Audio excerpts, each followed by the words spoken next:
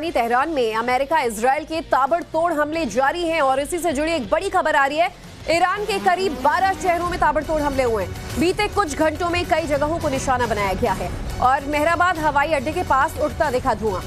शरीफ university के पास भी एक हमला किया गया। हालांकि दोनों ही जगह बताया जाता है कि सीधा हमला नहीं हुआ है, जिसकी वजह से ईरान के एयरपोर्ट और यूनिवर्सिटी को ज्यादा नुकसान नहीं पहुंचा। लेकिन बीते कई दिनों में ईरान की कई यूनिवर्सिटीज को सीधा निशाना बनाने की कोशिश की गई है।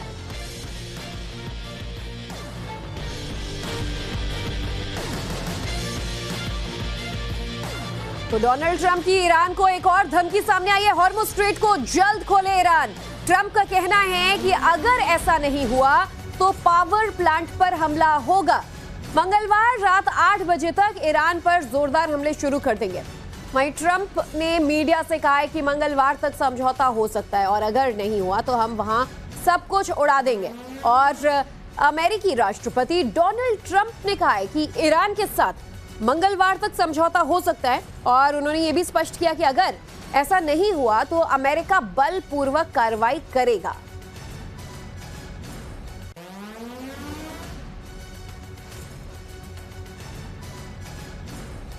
तो डोनाल्ड ट्रंप ने इस बार अपने धमकी भरे बयान में ईरान के लिए क्या कुछ कहा, चलिए आपको ग्राफिक्स के जरिए बताते हैं। डोनाल्ड ट्रंप कह रहे हैं कि हॉर्मुज़ खोलो नहीं तो मैं बड़ा हमला करूंगा। हॉर्मुज़ नहीं खुला तो ईरान को नर्क बना देंगे। पावर प्लांट्स और पुलों पर भी हमले होंगे। मंगलवार को बड़ा हमला किया जा सकता है। मंगलवार रात 8 बजे, जो कि डोनाल्ड ट्रंप की 10 दिन की डेडलाइन थी, वो खत्म हो रही है और फिर उसके बाद ताबड़तोड़ अटैक ईरान पर करेंगे और ईरान को नर्क बना देंगे। ये धमकी दे रहे हैं डोनाल्ड ट्रंप। और ट्रंप की इस धमकी के बाद को लेकर ईरान की तरफ से भी प्रतिक्रिया आई है। ईरान के उपराष्ट्रपति ने अपने बयान में क्या कहा, चलिए आपको बताते हैं। ट्रंप अपने ही देश के लोगों को इलाज जैसी सुविधाएं तो दे नहीं पा रहे, लेकिन दूसरी तरफ ईरान को धमकी दे रहे हैं। ऐसा नेता जो अपने लोगों की भलाई छोड़कर दूसरों को डराता है, वो बहुत पुरानी सोच वाला है। ईरान मुश्किल हालात में भी आगे बढ़ने और विकास का रास्ता चुन रहा है। तो एक तरफ ट्रंप ईरान को धमकियां दे रहे हैं, वहीं इन हमलों और धमकियों के बीच ईरान ने यूएन में अपील की है। ईरान ने अपनी अपील में कहा है कि राष्ट्रपति ट्रंप नागरिक बुनियादी ढांचे को निशाना बनाने की धमकी दे रहे हैं।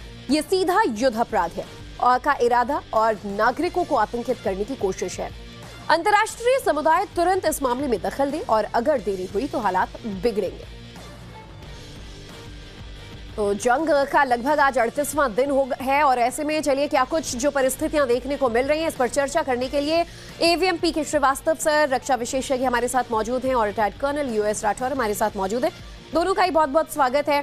श्रीवास्तव सर, जिस तरीके से हम हालात देख रहे हैं कि कल एक धमकी, शाम को एक धमकी, सुबह एक धमकी, रोजाना नई नई धमकी डोनाल्ड ट्रंप ईरान को दे रहे हैं, लेकिन 10 दिन की डेडलाइन को लेकर अब जो उनका ये कहना है कि अगर मंगलवार रात 8 बजे तक समझौता नहीं कर रहे हो तो मैं ईरान को नर्क बना दूंगा। क्या वहां सिविल इंफ्रास्ट्रक्चर पर जो टारगेट्स हो रहे हैं, जैसे कि वहां का पुल उड़ा दिया, यूनिवर्सिटीज पर अटैक हो रहे हैं, इसे एक ट्रेलर माने वाकई अमेरिका अब कुछ ऐसी तबाही या विनाश लीला दिखाने जा रहा है? गुड मॉर्निंग एंड जय Hind to all viewers, to you and to Colonel Rathor. It's nice being here every morning. अब आपको जो ट्रंप बता रहे हैं और जिस तरह की भाषा का प्रयोग कर रहे हैं, वो किसी भी राष्ट्रपति जो इतने शक्तिशाली देश का राष्ट्रपति है, इतने समृद्ध देश का राष्ट्रपति है, उसको शोभा तो बिल्कुल ही नहीं देता है, बल्कि अपने आप में एक नया प्रश्न चिन्ह खड़ा करता है कि जो इन पदों पर लोग बैठे हैं वो मर्यादा का अगर पालन नहीं करेंगे तो बाकी जो और ग्रुप्स हैं, जिनको हम कभी कभी टेररिस्ट ग्रुप्स कहते हैं, स्मॉल स्टेट्स कहते हैं, उनके राष्ट्रपतियों से क्या उम्मीद करनी चाहिए। ये तो भाषा की बात होगी। और जहां तक इनकी बात है, इन्होंने कुछ दिन पहले कहा था कि स्ट्रेट ऑफ हॉर्मुज़ से मुझे कोई मतलब नहीं है, जिसको तेल चाहिए वो खुलवा ले। अब कह रहे हैं कि अगर नहीं खोला तो हम इतना प्रहार करेंगे। जो सिविलियन इंफ्रास्ट्रक्चर की बात कर रहे हैं, ब्रिजेस की बात कर रहे हैं, पावर प्लांट्स की बात कर रहे हैं, जिनेवा कन्वेंशन के अंदर, इंटरनेशनल रूल्स ऑफ एंगेजमेंट के अंदर ये वॉर क्राइम्स में आता है। वो खुल के बोल रहे हैं। इसका मतलब जो विश्व में जो भी थोड़ी बहुत व्यवस्था है लड़ाई लड़ने की, वो भी टूट रही है। ये अपने आप में सबसे बड़ा अशुभ संकेत है, जिसको अगर आप मुझसे एज ए वेटरन पूछिए, ये बिल्कुल गलत है। दूसरी बात यह है कि ईरान को नर्क बना देंगे। ईरान तो अभी ही नर्क बन चुका है। ईरान ने 22,000 टारगेट्स को आपने अटैक किया है, यूनिवर्सिटीज को, स्कूल्स को, कैंसर हॉस्पिटल को, फार्मास्यूटिकल कंपनीज को, और उनके गैस प्लांट को भी, तो वो नर्क बन चुका है। लेकिन ईरान क्या कर सकता है? ईरान अगल बगल के देशों को नर्क बना देगा, जहां पर समृद्धि है, शांति है और सब चीज सुचारू रूप से चल रही थी। तो ईरान का पलटवार वही होगा और ये मानवता के लिए, विश्व के लिए कोई अच्छी चीज नहीं है। तो ट्रंप को ये सोचना पड़ेगा कि अगर यहाँ इतने महाशक्तिशाली देश के वो नेता हैं तो उन्हें विश्व का ध्यान रखना पड़ेगा। और मैं आपको बता दूं ज्योति कि जैसा होने वाला है, अगर ट्रंप ने अपनी चीज को कार्यान्वित किया, एक तो भय का वातावरण बनाते हैं कि ये लोग झुक जाएं। भय से सिर्फ काम नहीं चलेगा, थोड़ी आपको उसके अंदर कोई न कोई वो लानी पड़ेगी, डिप्लोमेसी लानी पड़ेगी। Fear is not the only source of diplomacy. ये चाहते हैं लोग, जैसा कि आप कह रहे हैं कि देखिए ईरान में माहौल नर्क का बनता जा रहा है, लेकिन ईरान आस पड़ोस के लिए भी अब नर्क का माहौल बना देगा। ईरान ने कहीं ना कहीं कोशिश भी की है, ना चाहते हुए भी, कि वो अमेरिका को सबक सिखा सके।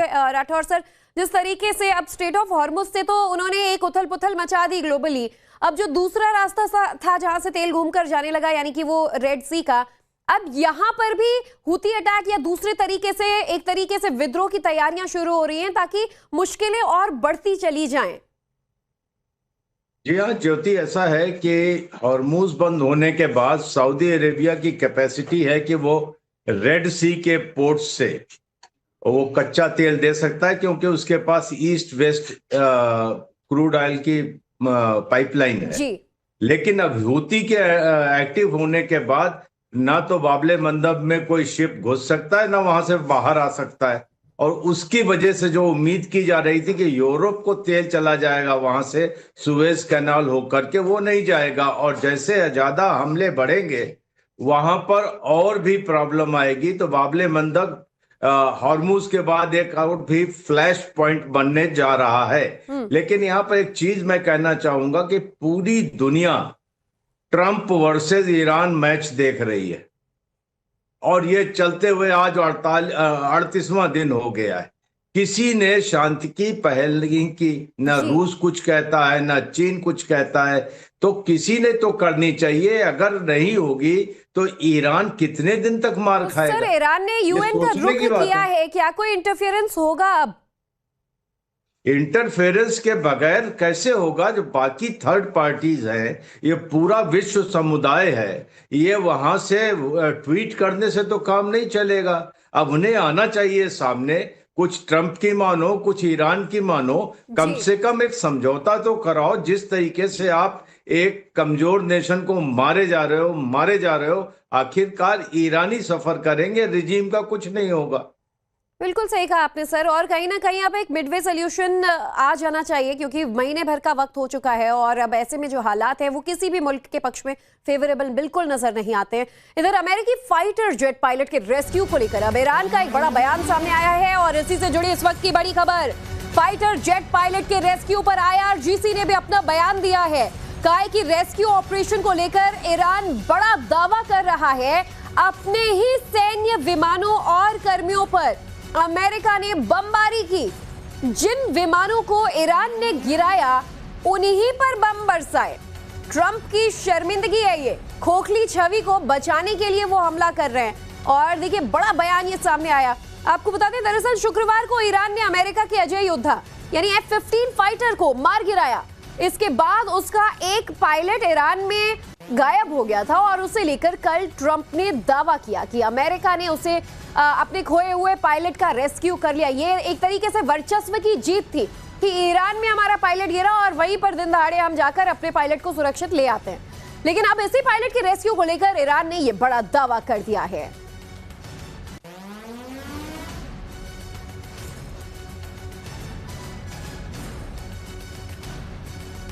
तो ये बड़ी खबर है जिसे लेकर अमेरिका के अपने दावे हैं और ईरान का अपना दावा। तो चलिए अब आपको समझाते हैं कि पायलट के रेस्क्यू को लेकर अमेरिका और ईरान क्या-क्या दावे कर रहे हैं। तो देखिए, अमेरिका जो है, डोनाल्ड ट्रंप ये दावा कर रहे हैं कि हमने अपने पायलट को सुरक्षित ढूंढ निकाला। तो वही IRGC का क्या कहना है? IRGC ने बड़ा दावा किया है कि पायलट बचाने के लिए ईरानी क्षेत्र में US के जेट्स जरूर घुसे थे। और उसके बाद अमेरिका ये दावा कर रहा है कि बहादुर योद्धा दुश्मन की सीमा के अंदर गिरा, इसके बावजूद हमने सक्सेसफुली उसका रेस्क्यू किया। तो IRGC का कहना है कि ईरानी हमलों ने इमरजेंसी लैंडिंग के लिए मजबूर किया था और अमेरिका ने अपने ही जेट्स पर हमले किए। तकनीकी खराबी के चलते अमेरिका ने 2 जेट्स उड़ा लिए थे। ट्रंप भी दावा कर रहे हैं कि हमारे दुश्मन जेट्स का पीछा कर रहे थे, यानी कि जो IRGC वाले उन पर हमला करने के लिए पहुंचे थे। किस तरीके से इस रेस्क्यू ऑपरेशन को अंजाम दिया डोनाल्ड ट्रंप बता रहे हैं, और IRGC अब ये कह रहा है कि अमेरिका ने बड़ी साजिश रची और कैसे अपने ही विमानों को नुकसान पहुंचाया। डोनाल्ड ट्रंप का बड़ा दावा यह है कि दर्जनों विमान जो हैं वो हमारे एक पायलट का रेस्क्यू करने के लिए भेजे गए और दिन दहाड़े दुश्मन के देश में घुसकर उनके सीमा पार जाकर पायलट को सुरक्षित निकाला। IRGC का दावा है कि इसके बाद भी उन्हें 2 रेस्क्यू जेट्स अलग से बुलाने पड़े, यानी कि अमेरिका की हालत बहुत ज्यादा पतली हो गई थी। IRGC दावा कर रहा है कि ईरानी इलाकों से उन्होंने पायलट को रेस्क्यू किया। तो देखिए जिस तरीके से ये अपने अपने दावे हो रहे हैं, और इस बीच श्रीवास्तव सर एक बड़ा सवाल यही कि पायलट को तो ढूंढ निकाला गया, डोनाल्ड ट्रंप ये कह रहे हैं कि अपनी बहादुरी दिखा रहे हैं दुनिया के सामने, लेकिन ईरान कह रहा है कि अपना खोया हुआ वजूद या फिर जो खोखली हो चुकी इमेज वो बचाने के लिए झूठ बोल रहे हैं। तो अगर ज्योति थोड़ा टाइम दें तो इसके कॉन्टेक्स्ट में 3 चीजें बड़ी इंपॉर्टेंट है। पहली चीज ये इंपॉर्टेंट है कि जो ट्रंप ने बोला था कि हमने उनके army, navy, air force, air defence को ऑब्लिटरेट कर दिया है, वो बात सही नहीं है। अभी भी वो सक्षम है और वो F-15 स्ट्राइक ईगल को गिरा सकती है। तो ये अपने पे बहुत बड़ा सेटबैक है जो ट्रंप ने अपने डायलॉग्स बोले थे। दूसरी बात यह है कि रेस्क्यू ऑपरेशन, इसमें इसके 2 पक्ष होते हैं। एक पायलट का अपना पक्ष होता है कि पायलट अपने आप को कैसे हैंडल करता है, वहां पर उनकी सेरे टेक्निक काम आती है। सेरे का मतलब होता है सर्वाइवल, इवेशन जिसको बोलते हैं, रेजिस्टेंस एंड एस्केप। ये होली ग्रेल माना जाता है किसी भी फाइटर पायलट को कि अगर वो एनिमी टेरिटरी में बिहाइंड द लाइंस गिरता है तो अपने आप को पकड़ने से बचा करके वहां से निकाल ले। तो ये बड़ा इंपॉर्टेंट काम है जिसमें जो कर्नल थे उन्होंने अपना रोल्स बखूबी निभाया, और वो एक रिज पे चढ़ के जो कुछ फ्यू 100 फीट हाई थी, और वहां पर उनके पास लेकिन इक्विपमेंट होता है, उनके पास सैटेलाइट कम्युनिकेशन सिक्योर होता है, उनके पास अपने बीकन्स होते हैं। इसका मतलब फ्रेंडली फोर्सेस उनकी लोकेशन को जान सकती हैं, और सैटेलाइट इमेजरी के थ्रू, जो एक GPS की तरह समझाने के लिए मैं आपको कह रहा हूं, उसमें उनका डॉट पता रहता है कि ये हमारा जो पायलट है किस जगह पे है। और उन्होंने साइबर का इस्तेमाल करके ये मिसफीड किया कि ये पायलट कहीं और है, जिससे IRGC की जो फोर्सेस थी वहां कंसंट्रेट करती रही। ये तो हो गया पायलट का पक्ष, उसने कैसे काम किया। दूसरा होता है जो रेस्क्यू टीम आती है। रेस्क्यू टीम ने बहुत अच्छा काम किया, क्योंकि इसमें पॉलिटिकल अगर आप माइलेज लेना चाहते हैं वो नहीं है, क्योंकि ये एक प्रोटोकॉल है, ब्रीफिंग की आती है जब भी ऐसे जहाज जाते हैं एनिमी टेरिटरी में, तो एक्सट्रैक्शन की बात हर ब्रीफिंग होती है, हर मिशन के लिए होती है। और ये एक US पर्सनल रिकवरी डॉक्ट्रिन है, उसके तहत आता है, चाहे प्रेसिडेंसी कोई भी हो, चाहे प्रेसिडेंट ट्रंप रहे, चाहे प्रेसिडेंट बाइडेन होते, ये एक्शन लिया जाता। यहाँ पर उन फोर्सेस ने बहुत अच्छे से काम किया। उसमें 2 ब्लैक हेलीकॉप्टर्स जाते हैं, उसमें एक A-10 काइंड ऑफ एयरक्राफ्ट जाता है जो फ्लाइंग मशीन गन माना जाता है, उसमें रिफ्यूलर्स भी साथ में होते हैं, इससे कि डीप आप जा सकें। इसी पर राठौर सर आपकी भी प्रतिक्रिया चाहूंगी कि आखिर जब दावा ये किया जा रहा है अमेरिका की तरफ, बोलिए सर, आप कंप्लीट करिए। जी सर। तो उसमें सबसे बड़ी बात यह कि ये वाली जो चीज हुई, जो कह रहे हैं कि उन्होंने अपने जहाज को खुद उड़ा दिया, अगर कोई जहाज गिर जाता है तो उसको ब्लो अप करने का भी प्रोटोकॉल और प्रोसीजर है। तो ईरान भी ये क्लेम नहीं कर सकता कि उन्होंने ऐसे उड़ाया, ये उनका प्रोसीजर है। Those aircraft are down on the ground and they will blow it up. ये हमारा भी यही प्रोसीजर है, अगर हमारा कोई इक्विपमेंट छूट जाता है एनिमी टेरिटरी में, हम उसको ब्लो अप करते हैं। तो ये एक साधारण प्रोसीजर के थ्रू हुआ है, लेकिन अपने आप में डेयरिंग था, इसमें कोई शक नहीं। इसमें हमेशा रिस्क बहुत ज्यादा होता है, और यूनिक नहीं मैं इसलिए नहीं कहना चाहता हूं क्योंकि ये पहले भी कई बार हो चुका है। लेकिन वही मेरा सवाल भी था। अब राठौर सर आपसे जवाब ले लेती हूँ कि सर कह रहे हैं पहले हुआ है, और बाकायदा वॉर में इस तरीके की ट्रेनिंग दी जाती है कि ऐसे हालातों में कैसे जो ट्रूप है वो डील करेंगे, जो पायलट हैं वो बिहेव करेंगे। लेकिन डोनाल्ड ट्रंप ये कह रहे हैं कि देखिए इतिहास में पहली बार ऐसा हुआ है दुनिया में, और किसी भी युद्ध में ऐसा कभी नहीं देखने को मिला कि इस तरीके से 2 पायलट्स का जो हमने रेस्क्यू किया है। तो कितनी बहादुरी यहाँ अमेरिका की दिख रही है, क्योंकि IRGC के दावे उससे उलट है कि हमने उनके 2 विमानों की इमरजेंसी लैंडिंग को मजबूर कर दिया। देखिए ज्योति, ये सशस्त्र सेनाओं का एक बेस वाक्य होता है, never leave a person behind. किसी को पीछे छोड़कर मत आओ। तो इसके चलते लोग सर्च एंड रेस्क्यू करते हैं, अपने अपनी सामर्थ्य के हिसाब से करते हैं। मानना पड़ेगा कि अमेरिका के पास इसकी बहुत ज्यादा सामर्थ्य है, जो हमने 3 अप्रैल से लेकर के 5 अप्रैल के बीच में वाकई देखी। और इसके अंदर में, जैसे कि एवीएम श्रीवास्तव बता रहे थे, खतरे बहुत होते हैं। यहाँ पर एक और चीज मैं लाइटली बताना चाहूंगा कि अमेरिका का ईरान में थोड़ा ग्रह भी खराब है। अब अप्रैल 1980 में ईगल क्लॉ लॉन्च किया था ईरान में, तेहरान में अपनी यूएस एम्बेसी से लोगों को निकालने के लिए। आपस में हेलीकॉप्टर लड़ गए और वो पूरा का पूरा ऑपरेशन रद्द करना पड़ा था। तो यहां पर भी यही हुआ, जब इन्होंने एक डिसयूज्ड एयरफील्ड पे C-130 को उतारा, फिर वो उड़ नहीं पाए तो उन्हें नष्ट करना पड़ा। लेकिन कुल मिलाकर के ये ऑपरेशन बहुत शानदार था और इसको कई बार अमेरिका ने किया है, इजराइल ने भी किया है। और ये सर्च और रेस्क्यू ऑपरेशन सिर्फ वॉर टाइम के लिए नहीं होता। अगर पीस टाइम में भी कोई जब गिर जाता है पायलट, कहीं लड़ जाता है जंगलों में, पहाड़ों में, तो वो यही तरीके से ढूंढते, सिर्फ उसमें वॉर टाइम नहीं होता। बिल्कुल, ये हमने पहले कई बार देखा है। आपको रोकते हुए सर, जरा दर्शकों को यहाँ पे हम समझा देते हैं एक बार विस्तार से कि ये मामला था क्या, क्यों एक पायलट के रेस्क्यू के लिए अमेरिका ने अपनी पूरी ताकत लगा दी, उसे अपने ही रेस्क्यू जेट्स तक कुर्बान करने पड़ गए। चलिए मैं आपको एक बार पहले विस्तार से बताती हूँ कि अमेरिका ने अपने पायलट को कैसे बचाया, मामला इतना ज्यादा क्यों सुर्खियों में बना हुआ है। दरअसल ईरानी बलों ने शुक्रवार के दिन F-15 फाइटर को मार गिराया। ये अमेरिका की नाक का सवाल था, बड़ा नुकसान अमेरिका को। और जेट में सवार 2 पायलट्स, दोनों पायलट्स सेफली इजेक्ट कर जाते हैं, लेकिन ईरानी जमीन पर गिरते हैं। और उसी दिन पहले जो पायलट है उसे अमेरिकी सेना ने रेस्क्यू कर लिया। अब दूसरे पायलट का क्या हुआ? दूसरा क्रू मेंबर है, उसका पता नहीं लगाया जा सका, ट्रैक नहीं किया जा सका कि आखिर दूसरा पायलट कहां गया। अब दूसरे पायलट को पकड़े जाने से बचने के लिए वो 2 दिन तक ये जो पायलट है ईरान के पहाड़ियों में, वहां मौजूद जो पहाड़ हैं, छिपा रहा। और ऐसे में ईरान के लिए भी थोड़ा मुश्किल जरूर था कि वो इसे ढूंढे। वहां पे तमाम लोकलाइट्स लगे हुए थे पायलट को ढूंढने के लिए। इधर CIA ने अपने ऑफिसर की लोकेशन जो है वो पेंटागन को भेजी और इसके बाद इसे ट्रैक किया गया। ट्रंप ने पायलट के लिए रेस्क्यू मिशन चलाने का आदेश जारी किया कि अमेरिका को अपने इस दूसरे पायलट को हर हाल में ईरान से सुरक्षित निकालना है। और 5 अप्रैल यानी कल की वो तारीख थी जब अमेरिकी सेना ने इस बड़े रेस्क्यू मिशन को शुरू किया। पूरे 7 घंटे आप सोचिए, ईरान में उनके हेलीकॉप्टर्स घूमते रहे, उनके विमान जो है वो अपने पायलट को ढूंढते रहे और दर्जनों लड़ाकू विमानों ने जमीन पर रेस्क्यू के लिए कवर दिया और इसकी वजह से ये पॉसिबल हो पाया। वहीं भारी गोलीबारी के बीच स्पेशल फोर्स जो है वो अपने पायलट को सुरक्षित निकालकर ले आई और इसीलिए डोनाल्ड ट्रंप कहते हैं कि ऐसा पहली बार रेस्क्यू देखने को मिला।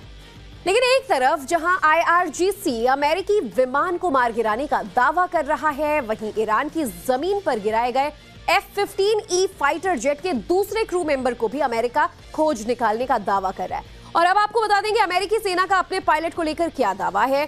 तो पायलट का रेस्क्यू अमेरिका कहता है कि हमने कर लिया है और इसके लिए पूरी ताकत अपनी झोंक दी है। पायलट को बचाने के लिए अमेरिका ने कैसे अपनी पूरी ताकत झोंकी, ये भी हमने आपको बताया। अमेरिका नहीं चाहता था कि पायलट पकड़ा जाए, ये कहना है ईरान का। वहीं ट्रंप नहीं चाहते थे कि पायलट ईरानी सेना की पकड़ में आए और इस ऑपरेशन में अमेरिका के 100 कमांडर्स लगाए गए। 12 हेलीकॉप्टरों के जरिए उस इलाके पर नजरें गड़ाए रहे जहां ये लड़ाकू विमान गिरा था। वहां सर्च ऑपरेशन चलता रहा। घंटों की मेहनत के बाद पायलट को फिर सुरक्षित रिकवर करने का दावा किया गया। तो एवीएम श्रीवास्तव, जिस तरीके से ये रेस्क्यू की बातें कही जा रही हैं, निश्चित तौर पर कल भी हम डिस्कशन में यही कह रहे थे कि अमेरिका की साख का सवाल हो जाता है। अगर इस जंग में जैसे वो ईरान से अब तक मुंह की खाते नजर आए कई बार, ये रेस्क्यू भी नहीं हो पाता तो उनके साख पर बट्टा लग जाता। यदि मैं हर बात से सहमत हूं जो ट्रंप कह रहे हैं कि हमने बड़ा अच्छा ऑपरेशन किया, एक बात से मेरी असहमति है कि अगर चाहे ट्रंप की प्रेसिडेंसी होती या किसी की प्रेसिडेंसी होती, ये काम होना ही था, because this is part of the mission. जब आप मिशन लॉन्च करते हैं तो रेस्क्यू ऑपरेशन, जिसको पीस टाइम में सर्च एंड रेस्क्यू बोलते हैं और वॉर टाइम में कॉम्बैट सर्च एंड रेस्क्यू बोलते हैं, वो उसका पार्ट होता है, वो हमेशा उसका पार्ट होता है। और जी ये बातें बाकी कही जा रही कि 100 कमांडर्स लगाए गए, इतने सारे लोग लगाए गए, वो ऑलरेडी सेटअप प्रोटोकॉल है, उसका पालन किया जाता है और ये पूरी शक्ति लगती ही लगती है। थ्रेट होता है क्योंकि enemy behind the enemy lines है। थ्रेट मैनपैड्स का भी होता है, जो शोल्डर फायर मिसाइल्स होती हैं। थ्रेट वहां की जो बची खुची मिसाइल्स उनका भी होता है। ब्लैक हॉक जो हेलीकॉप्टर है और जो A-10 वहां गया था उस सपोर्ट करने के लिए, ये सारे के सारे अगर प्रिमिटिव रेडार आपके पास है तब भी उसको अच्छे से पेंट करते हैं and they are supposed to be very vulnerable targets. तो इनको गिराया भी जा सकता है। तो ये अपने आप में उस हिसाब से एक मिलिट्री ऑपरेशन है जो वेल सेट है, वेल रिहर्स्ड है, वेल प्रैक्टिस्ड है। इसमें अगर आप मुझसे किसी चीज को पूछेंगे तो पायलट ने जो अपने आप को सर्वाइव किया, जो इंजर्ड था, और जिस तरीके से उसने मैसेजेस भेजे, जिस तरीके से उसने हैंडल किया एनिमी लाइंस के पीछे जबकि सब लोग उसे ढूंढ रहे थे, वो अपने आप में बहुत अच्छा था। और दूसरी बात बहुत अच्छी ये थी कि जो साइबर से उन्होंने IRGC की फोर्सेस को गलत लोकेशन देते रहे, वो भी अपने आप में एक टेक्नोलॉजी। तो अगर आप मुझसे कहेंगे तो it was a technologically advanced and technologically very highly supported operation. उस मामले में ऑफ कोर्स आप अमेरिका को चूक नहीं सकते हैं। एक और सवाल राठौर सर, ये भी देखिए कि अब ईरान की स्थिति जरा हमें समझाइए। एक तरफ अमेरिका ने वापस से दिखा दिया है कि हमारे पास अभी भी बड़ा दमखम है और जो हम दावे कर रहे हैं वैसा कर दिखाएंगे। 8 घंटे की और मोहलत मुझे लगता है, यानी कि जो उन्होंने कहा था मंगलवार को रात 8 बजे तक की डेडलाइन है। हमारा तो 8 आज ही बज जाएगा, लेकिन कल सुबह तक अगर हम अमेरिकन टाइम के हिसाब से देख भी लें तो ईरान का क्या होने वाला है आगे, क्योंकि वो हॉर्मुज पर भी झुकने के लिए तैयार नहीं है। देखिए, मुझे जो लग रहा है कि ईरान के ऊपर एक राउंड बहुत ही सीवियर बमबारी का शुरू होगा और उसके लिए मेरे ख्याल से एक और डेडलाइन दी जा चुकी है बुधवार तक की। उसके बाद ट्रंप जो है वो करेंगे। और आप एक चीज देखिए कि ईरान ने ये भी खबर आई, खर्ग आइलैंड से अब तेल भेजना बंद कर दिया है और गल्फ ऑफ ओमान में उसका एक पोर्ट है जस्क, बंदरे जस्क, वहां से तेल बेचना शुरू कर दिया है, उसको एक्टिवेट कर दिया है। तो उसे लग रहा है कि कुछ करेंगे और एक बहुत बड़ी वेव आएगी अटैक की, होने वाला है, जिसमें पावर प्लांट और ये जितने सिविलियन इंफ्रास्ट्रक्चर के टारगेट हैं इनको निशाना बनाया जाएगा अनफॉर्चुनेटली। लेकिन वो चाहते हैं कि इस तरीके से बल प्रयोग से ईरान को बातचीत के लिए राजी किया जा सके। और ये चीज मैं अभी जानता हूं कि एक विंडो बनती है पूरे विश्व समुदाय को कि अब यहाँ पर इंटरवीन करके कम से कम बातचीत तो करवाए, नहीं तो ये युद्ध चलता रहेगा और वाकई ईरान का बहुत नुकसान हो रहा है। क्योंकि बातचीत तो चीन से भी हो रही है, बातचीत तो रूस से भी हो रही है, लेकिन नेगोशिएशन के टेबल पर कोई नहीं लाया है। वही बता रहे हैं, अगर ये जो 5 देश जो ट्रंप के विरोध में खड़े हुए हैं यूरोप के, ये और रूस और चीन साथ मिलकर के आते हैं, चलिए वो रूस के साथ बात नहीं करना चाहते, कम से कम चीन के साथ खड़े होते हैं, तो ये बात की जा सकती है, यूएन में इसको रखा जा सकता है कि आप सीज फायर कीजिए, बात कीजिए। तो एक जगह से विंडो तो खोलनी चाहिए, क्योंकि अपनी अपनी बात सभी कह रहे हैं कि हम it is not our war, लेकिन ये एक वर्ल्ड का वॉर तो है, इसको कोई तो रोकेगा। नहीं रोकेगा तो ईरान कब तक मार खाएगा? ईरान तो कोई चीज नहीं, ईरानियों का क्या होगा? बिल्कुल सही कह रहे हैं सर आप। और युद्ध उल्लंघन का आरोप भी ईरान इसीलिए लगा रहा है और अब यूएन का रुख किया है। श्रीवास्तव सर, इस पर भी आपकी प्रतिक्रिया मैं चाहूंगी कि अब ईरान क्या जो है वो थोड़ा बहुत बैकफुट पर जाता नजर आ रहा है, क्योंकि ईरान अब तक मरने मारने के लिए तैयार था, लेकिन अब सिविल इंफ्रास्ट्रक्चर ध्वस्त किए जा रहे हैं, यूनिवर्सिटीज पर हमला हो रहा है, बड़े बड़े पुल धराशायी हो रहे हैं। यूएन का रुख जरूर किया है कि आप इंटरफियर करिए, अमेरिका जैसे कि युद्ध उल्लंघन कर रहा है उसे रोकिए। क्या अब यूएन भी इस दिशा में आगे बढ़ाएगा, कोई कदम लेगा? हाँ ज्योति, देखिए ईरान जो है वो अपने आप में अपने को उसने पूरे